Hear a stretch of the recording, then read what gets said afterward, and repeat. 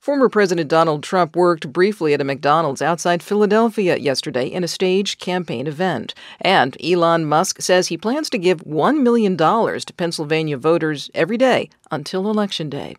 Good morning, I'm Corva Coleman from NPR News, and here are today's top stories. Former President Donald Trump campaigned in the swing state of Pennsylvania yesterday, a little more than 2 weeks before Election Day.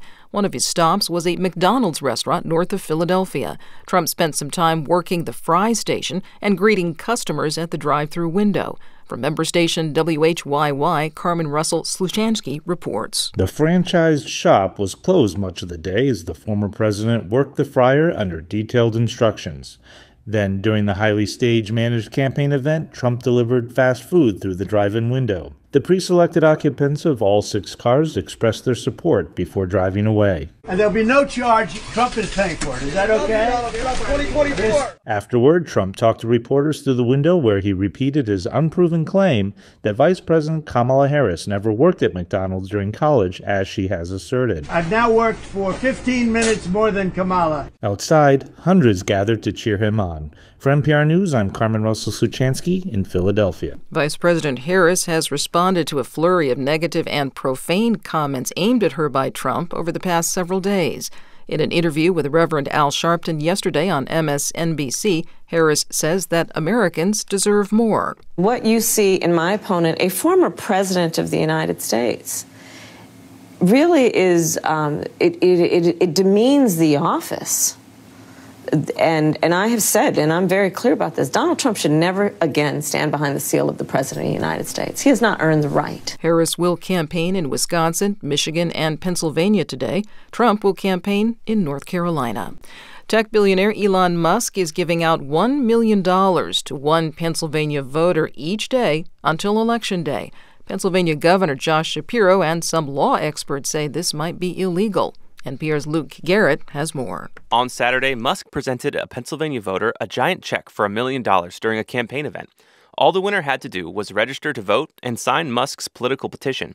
Governor Shapiro told NBC News that this move was deeply concerning. I think it's something that law enforcement could take a look at. I'm not the Attorney General anymore of Pennsylvania. I'm the governor, but it does raise some serious questions. UCLA election law professor Rick Hasen says Musk's daily election sweepstakes are, quote, clearly illegal. This is essentially a lottery that's open only to people who register to vote. So it's either an incentive for someone to vote or it's a reward. And either way, it violates federal law. The tech mogul super PAC did not immediately respond to a request for comment.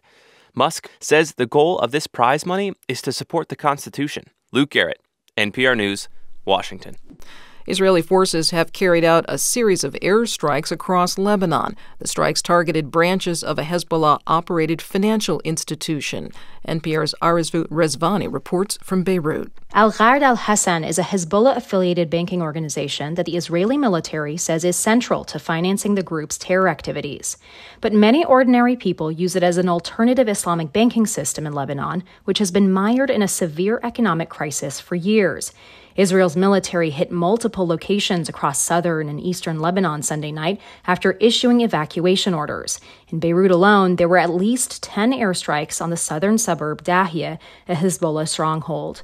Arizvu Rezvani, NPR News, Beirut. The fresh strikes in Lebanon come as Secretary of State Antony Blinken departs today for Israel. The State Department says he'll meet Israeli leaders and others in the Middle East this week.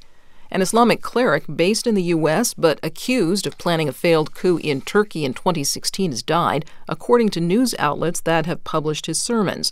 Fethullah Gulen was once an ally of Turkish President Recep Tayyip Erdogan, but they fell out. Erdogan arrested tens of thousands of people he claimed were linked to Gulen's efforts. New York now has a major champion this year. The New York Liberty have won the WNBA championship.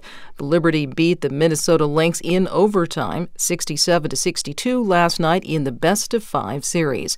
New York has been to the WNBA Finals 5 times previously. This is the first time they've won. I'm Corva Coleman, NPR News.